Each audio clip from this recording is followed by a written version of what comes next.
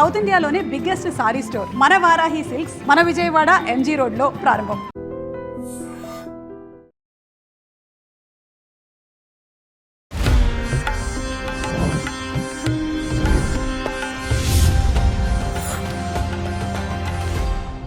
శ్రీ గురుభ్యో నమః. శ్రీమాత్రే నమః. శాంతాకారం భుజగశయనం పద్మనాభం సురేశం విశ్వాకారం గగనసదృశం మేఘవర్ణం శుభాంగం లక్ష్మీకాంతం కమలనయనం యోగిహృద్యానగమ్యం వందే విష్ణుం భవభయహరం సర్వలోకైకనాథం. లక్ష్మీం క్షీరసముద్రరాజతనయాం శ్రీరంగధామేశ్వరీం దాసీభూత సమస్తదేవవనితాం లోకైకదీపాంకురాం శ్రీమన్మందకటాక్షలబ్ధవిభవద్బ్రహ్మేంద్రగంగాధరాం త్వాం త్రైలోక్యకుటుంబినీం సరసిజాం వందే ముకుందప్రియాం. తిరుప్పావై. ధనుర్మాసం ప్రారంభమైపోయింది. రవి మకర సంక్రమణంలోకి వెళ్ళేటప్పటికీ అప్పటి వరకు ఉన్నటువంటి నెల రోజుల కాలము గోదాదేవి యొక్క తాను రచించినటువంటి భక్తితో పాడినటువంటి 30 పాసురముల కాలము ముగిసి శ్రీరంగనాథుడిలో ఐక్యమైపోయి ఆ రోజున కళ్యాణం జరిగినటువంటి రోజు. మరి ప్రారంభం ఎప్పుడు అంటే ఈ ధనుర్మాసం ధనస్సు రాశిలోకి రవి ప్రవేశించినప్పుడు ప్రారంభమవుతుంది.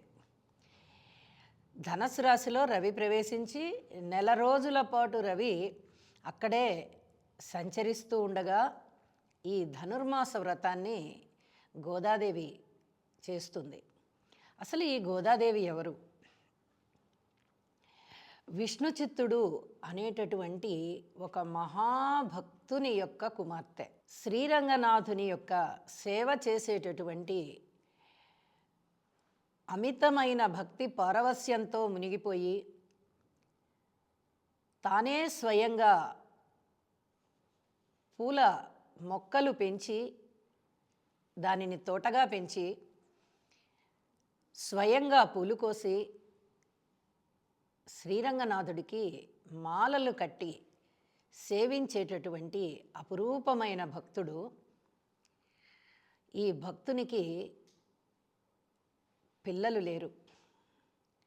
అయితే ఈ భక్తుడు విష్ణుచిత్తుని యొక్క అంతరంగం అంతా కూడా భక్తితో నిండిపోయి భగవంతుని యొక్క సేవలో మునిగిపోయి తనకి పిల్లలు లేరు అనేటటువంటి ఆలోచనే ఉండేది కాదు. భగవంతుడే తన యొక్క కుమారుడు అనేటటువంటి ఆలోచనతో ఆ స్వామిని నమ్ముకుని విష్ణుచిత్తుడి యొక్క భార్య కానీ విష్ణుచిత్తుడు కానీ సేవలు చేస్తూ ఉండేవారు. ప్రతినిత్యము భక్తి శ్రద్ధలతో చేసేటటువంటి సేవకి శ్రీరంగనాథుడు ఎంతో ఆనందం చెంది భూదేవి అంశతో, సాక్షాత్తు భూదేవే అంశ కూడా కాదు, సాక్షాత్తు భూదేవే అయోనిజగా జన్మించింది. ఆ అయోనిజ ఈ గోద. ఈ గోదాని స్వామివారు అంటే శ్రీరంగనాథుడు విష్ణుచిత్తుడు పెంచేటటువంటి తోటలో ఉద్భవింపజేశాడు. గోదాదేవి విష్ణుచిత్తునికి కనిపించింది.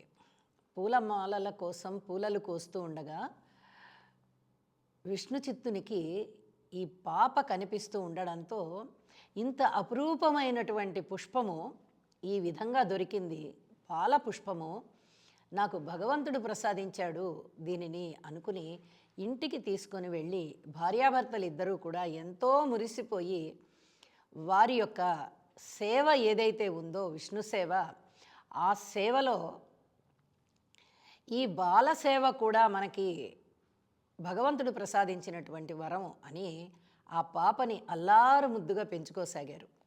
విష్ణుచిత్తుడి అంతరంగము ప్రతిరోజు సేవయే.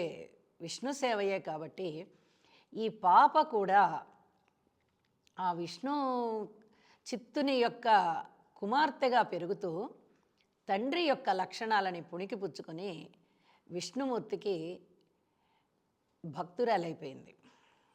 తండ్రితో పాటుగా తనకి ఊహ వచ్చిన దగ్గర నుంచి కూడా తండ్రితో పాటుగానే పూలు కోస్తూ పూల మాలలు కట్టేది. అయితే తాను ముందుగా ఆ పూలమాలలని ధరించేది ఆ పాప. ఇది ఎంత విచిత్రం అండి. పూలు భగవంతునికి కైంకర్యం చేసిన అనంతరం వాటిని భగవంతుని యొక్క నిర్మాల్యంగా తీసుకుని మనం ధరిస్తాము. మనమే ధరించి భగవంతునికి ఎప్పుడైనా ఇస్తామా? ఎవ్వరం ఆ పని చెయ్యం. ముందుగా భగవంతుని సేవ అయిన తదుపరి మాత్రమే దానిని మనము స్వీకరిస్తాం.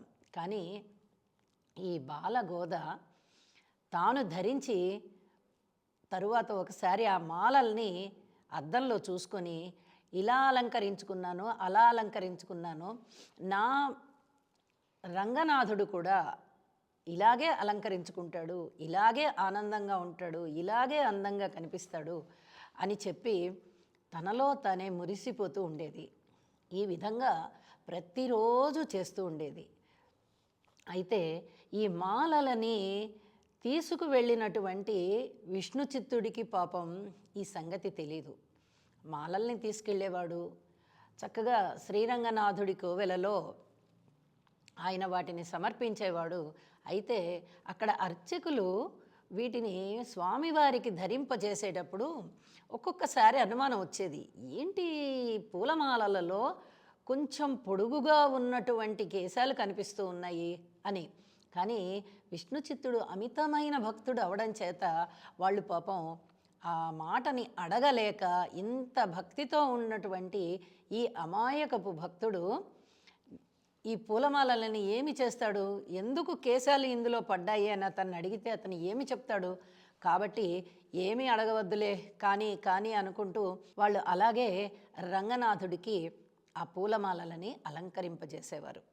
ఇలా రోజులు గడుస్తూ ఉండగా ఒకనాడు యుక్త వయస్కురాలైనటువంటి గోదాదేవి తాను కట్టినటువంటి పూలమాలలని చక్కగా అలంకరించుకొని చూసుకుంటూ ఉంటుంది.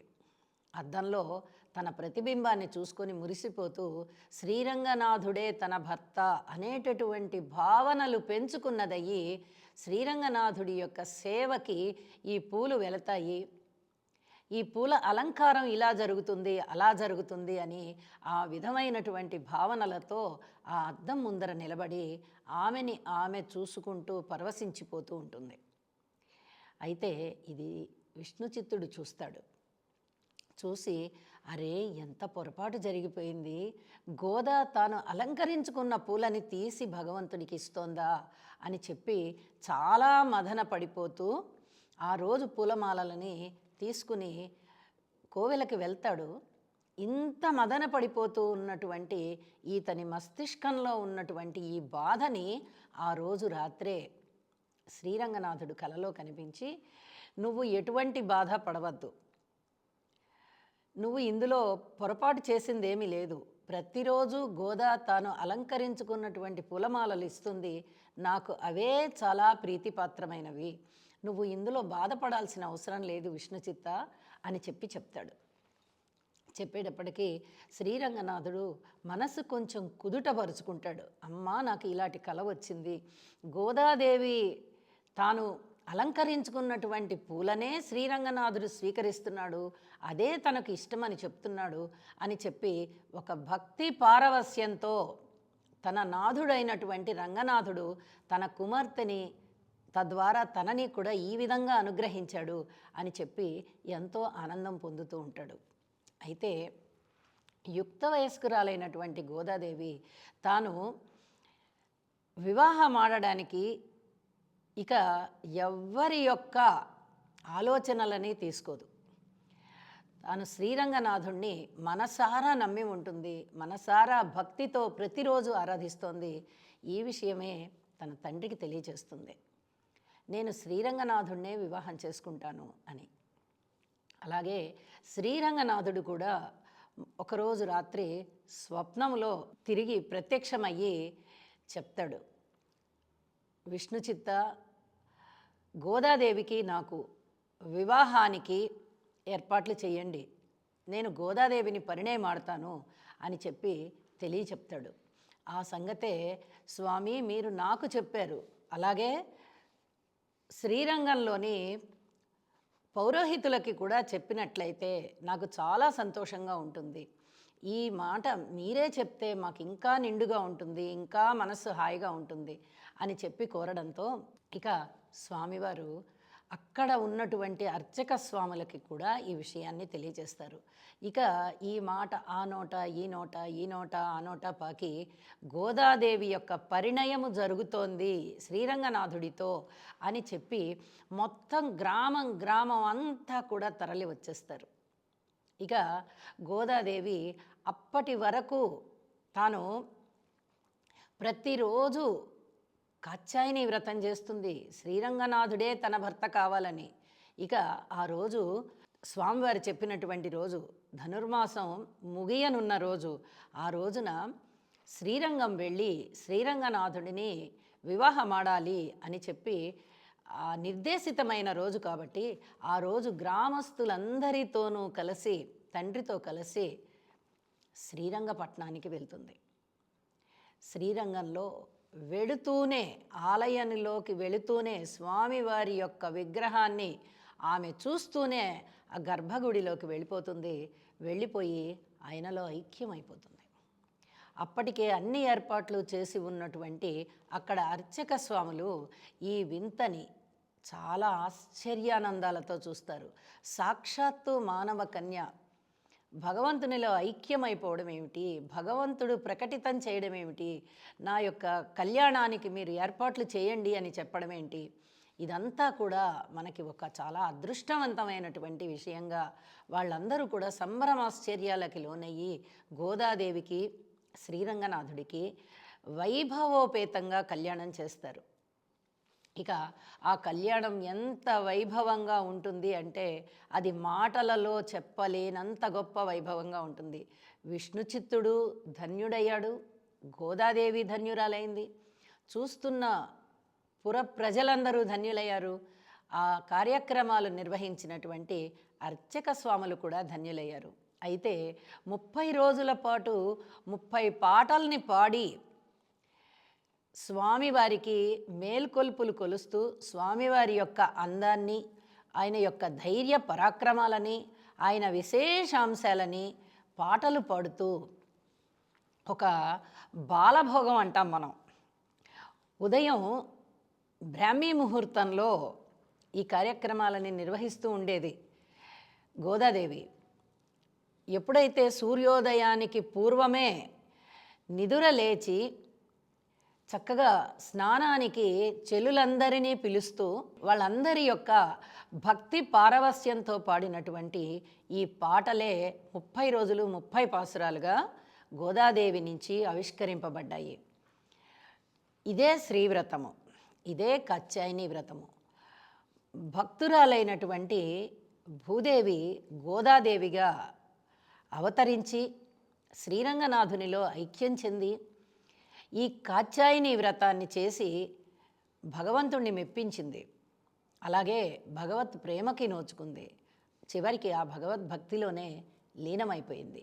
మనము ధనుర్మాసం ప్రారంభమైనటువంటి రోజు నుంచి, అంటే రవి ధనస్సు రాశిలోకి సంక్రమించిన రోజు నుంచి తిరిగి మకర రాశిలోకి వెళ్ళే రోజు వరకు గల 30 రోజుల కాలము ఈ ధనుర్మాసంగా మనము పిలుచుకొని ఈ ధనుర్మాసంలో అనేక రకాలైనటువంటి పూజలు చేసుకుంటాం. శ్రీరంగనాథుడిని విష్ణువు యొక్క అవతారం కాబట్టి విష్ణుమూర్తిగా, లక్ష్మీనారాయణులుగా, అలాగే శ్రీకృష్ణుడుగా, వెంకటరమణమూర్తిగా, లక్ష్మీ నరసింహస్వామిగా ఏవైతే విష్ణు యొక్క అవతారాలు ఉన్నాయో ఆ ఆలయాలలో మరీ విశేషంగా ఈ పూజలు జరుగుతాయి, ధనుర్మాస పూజలు. ఇళ్లల్లో కూడా గృహస్థులు కూడా ఇంటి ముందర చక్కగా కళ్ళాపి జల్లి ముగ్గులు పెట్టి లక్ష్మీనారాయణులని ఆవాహన చేస్తారు. అలాగే గొబ్బెమ్మలకి ప్రాధాన్యత ఉంటుంది. ఆవు పేడతో చేసినవి కాబట్టి గొబ్బెమ్మలు, ఈ గొబ్బెమ్మలకి ప్రాధాన్యత ఉంటుంది. గొబ్బి పూలకి ప్రాధాన్యత ఉంటుంది. గుమ్మడి పూలకి ప్రాధాన్యత ఉంటుంది. అలాగే తెల్లవారుజామునే నదికి స్నానానికి వెళ్ళి చక్కగా స్నానం ఆచరించి అక్కడ ఆ ఆలయంలో ఉన్నటువంటి భగవంతుడిని సేవించి ఈ పాసురాలు ఒక్కొక్క రోజు ఒక్కొక్క పాసురాన్ని పాడడం అనేది ఎంత విశిష్టమైందంటే ప్రతి ఆలయంలో కూడా ఈ పాసురాలు మార్మోగుతాయి 30 రోజులు కూడా. అంత గొప్పదైనటువంటి ఈ గోదాదేవి యొక్క పరమ పవిత్రమైనటువంటి చరిత్రని 30 రోజుల 30 పాసురాల యొక్క భక్తి పారవస్యాన్ని మనము కూడా 30 రోజుల యొక్క పాటలలో ఒక్కొక్క పాసురం ద్వారా మనము ఇప్పుడు తెలుసుకుందాము. గోదా రంగనాథుల యొక్క ఆశీస్సులు పొందడానికి మన భక్తి ఎంత మేరకు ఉందో ఆ భక్తిని పెంపొందించుకోవాలి. ముఖ్యంగా మామూలు భక్తి సరిపోదండి, మనస్సు నిండా భక్తి ఉండాలి. మనస్సు నిండా ఉన్నటువంటి భక్తిని భగవంతుడి పాదాల ముందర పెట్టినట్లయితే ఖచ్చితంగా మనకి ఆ దేవదేవుని యొక్క ఆశీస్సులు దొరుకుతాయి అని చెప్పి తెలియజేస్తూ మొదటి పాసురంలోకి వెళదాము. ఆ విశేషాంశాలు తెలియజెప్పుకుందాం. And for more videos, Please subscribe to iDream. Please subscribe to iDream. Please subscribe iDream. And please subscribe to iDream. For more videos, subscribe to iDream. please like, share and subscribe to the channel. Congratulations, iDream. Subscribe to iDream. Subscribe to iDream. So subscribe to iDream Media. iDream ki iDream team అందరికి huge congratulations. Please subscribe iDream Media. Please subscribe to iDream. Subscribe iDream. Please subscribe to iDream. iDream అంటే నా కళల ఛానల్ను subscribe చేసుకున్న నోరు తిరుగుతలేదు, మీరైతే గంట గుర్తు కొట్టండి. For more such videos, please subscribe to iDream. Subscribe to iDream. Please subscribe to iDream. Please subscribe iDream Media. Please do subscribe to iDream. Please subscribe to iDream Media. For best entertainment and information, please subscribe iDream. And don't forget to subscribe to iDream.